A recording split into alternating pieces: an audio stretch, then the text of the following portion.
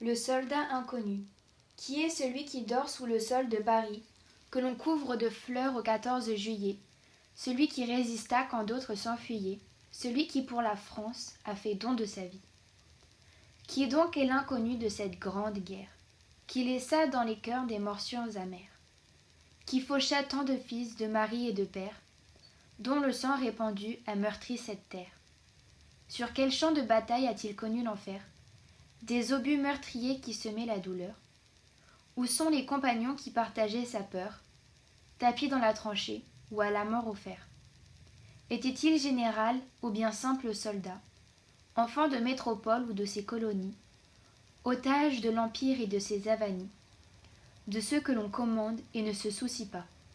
Je l'ai vu héros, c'était peut-être un lâche, paradant à l'arrière, un planqué, comme on dit. Cela reste un secret, la mort un interdit. Son tombeau est sacré, qu'il demeure sans tache. Bonjour. Cette année marque le centenaire de l'inhumation solennelle du soldat inconnu sous l'Arc de Triomphe. Focus sur cette histoire dont les origines sont presque inconnues. Dès 1916, le président du Souvenir français de Rennes propose qu'un soldat français tombé au champ d'honneur, dont l'identité resterait inconnue, soit inhumé au Panthéon. Déposé le 2 novembre 1920, le projet de loi ayant pour objet d'ordonner la translation à Paris et le dépôt à l'Arc de Triomphe des restes d'un soldat inconnu mort pour la France au cours de la Grande Guerre est approuvé le 8 novembre à l'unanimité par les députés. Ils adoptent en même temps le lieu d'inhumation, l'Arc de Triomphe. Le 9 novembre, les 9 cercueils sont acheminés jusqu'à la citadelle de Verdun. L'une des casemates est aménagée en chapelle ardente. Seuls 8 cercueils arrivent car un doute subsiste sur l'un des corps exhumés. Le 10 novembre, André Maginot quitte Paris pour présider la cérémonie. À 15h, il arrive à la citadelle.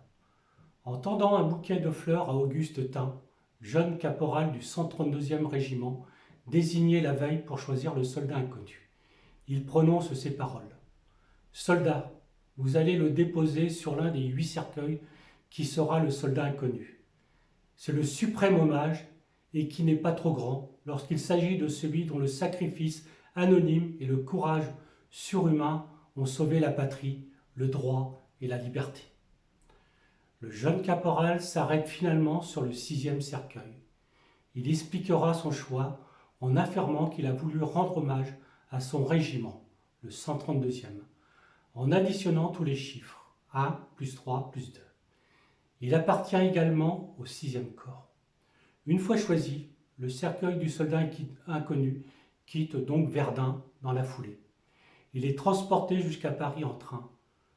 Le cercueil fit l'entrée solennelle sous l'Arc de Triomphe le 11 novembre 1920, mais ne sera mis en terre que le 28 janvier 1921, en présence des autorités civiles, militaires et de personnalités telles que Foch, Joffre ou encore Pétain, qui se sont illustrés pendant la Première Guerre mondiale. Depuis, le lieu est le théâtre de cérémonies d'hommage aux victimes de ce conflit et accueille le reste de l'année des millions de visiteurs. Message de l'UFAC du 11 novembre 2020. Il y a 102 ans, près de la gare de Retonde, dans une clairière de la forêt de Compiègne, était signé l'armistice du 11 novembre 1918. Ainsi s'achevait, après 4 années de combats meurtriers, la Première Guerre mondiale. La France, victorieuse mais affaiblie, déplorait 1 400 000 morts, 740 000 invalides, 3 millions de blessés, et des centaines de milliers de veuves et d'orphelins. Ce bilan très lourd nous rappelle nos valeureux aînés tombés au champ d'honneur et reflète l'ampleur de leur sacrifice consenti pour un idéal de paix, de liberté et de fraternité. Conservons à cet anniversaire du 11 novembre 1918 et en hommage au glorieux comportement des soldats de métropole, des territoires d'outre-mer, des pays alliés et à leur sacrifice, la réelle dimension de ce souvenir que nul n'a le droit d'effacer, d'amoindrir ou d'ignorer. Ils sont morts pour la France. N'oublions pas non plus nos combattants des opérations extérieures, pour qui cette date du 11 novembre est la façon qu'a la France d'honorer ceux qui se battent et parfois meurent loin de leur pays. Les événements tragiques de ces mois passés nous rappellent en effet que l'engagement de ces soldats en coûte, celui du sang. En cette année 2020, l'Union française des associations de combattants et de victimes de guerre, UFAC, estime que la situation internationale particulièrement dangereuse rend plus important que jamais le rôle de l'Organisation des Nations Unies. En ce 75e anniversaire de la signature de la charte, UFAC invite toutes les générations, et spécialement la jeunesse, à œuvrer pour un monde plus juste, plus solidaire et en paix. Vive la République, vive la France. C'était il y a un siècle. Ce 10 novembre 1920, la Grande Guerre est achevée depuis 2 ans. Dans la citadelle de Verdun, Auguste Thym, soldat de 2e classe et pupille de la Nation, dépose un bouquet d'œillets blancs et rouges sur le cercueil d'un soldat. Un parmi tous les combattants des Flandres, de l'Artois, de la Somme, du chemin des Dames, de Lorraine, de la Meuse. Un de ces braves.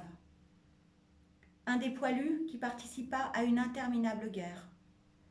Un de ces Français qui œuvra à la tâche incommensurable de la victoire. Un parmi des milliers qui est devenu le soldat inconnu. Le 11 novembre 1920, le peuple de France l'accompagne solennellement sous les voûtes de l'Arc de Triomphe. La patrie, reconnaissante et unanime, s'incline respectueusement devant son cercueil, en saluant la mémoire de tous les soldats morts sous le drapeau tricolore. Quelques mois plus tard, il était inhumé. Depuis 1923, la flamme du souvenir veille nuit et jour sur la tombe. Chaque soir, elle est ravivée pour que jamais ne s'éteigne la mémoire. La sépulture du soldat inconnu est devenue le lieu du recueillement national et le tombeau symbolique de tous ceux qui donnent leur vie pour la France. Cet anonyme représente chacun de nos morts et tous nos morts en même temps. Cette mémoire vit également dans chacune de nos communes, dans chaque ville et village de France, dans chacun de nos monuments aux morts, dans chacun des cimetières, dans nos mémoires familiales.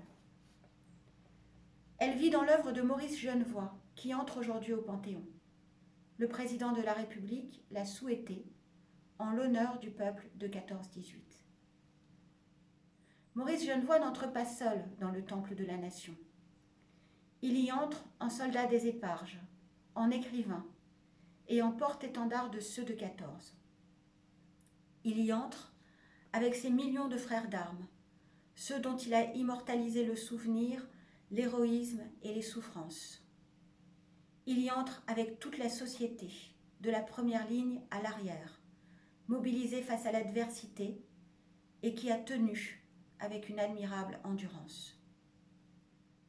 8 millions de soldats combattirent sous les couleurs de notre drapeau.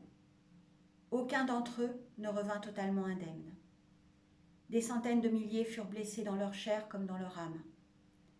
1 400 000 tombèrent au champ d'honneur.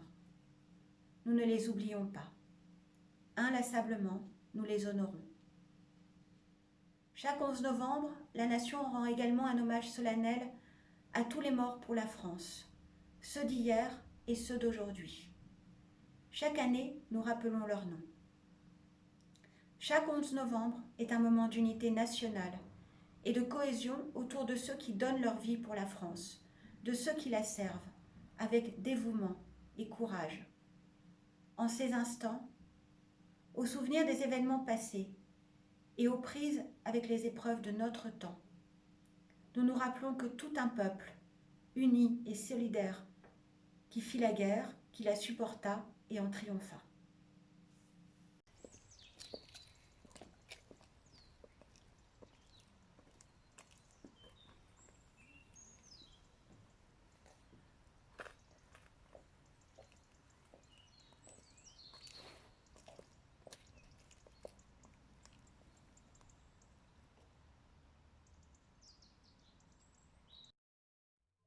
Entends ma voix.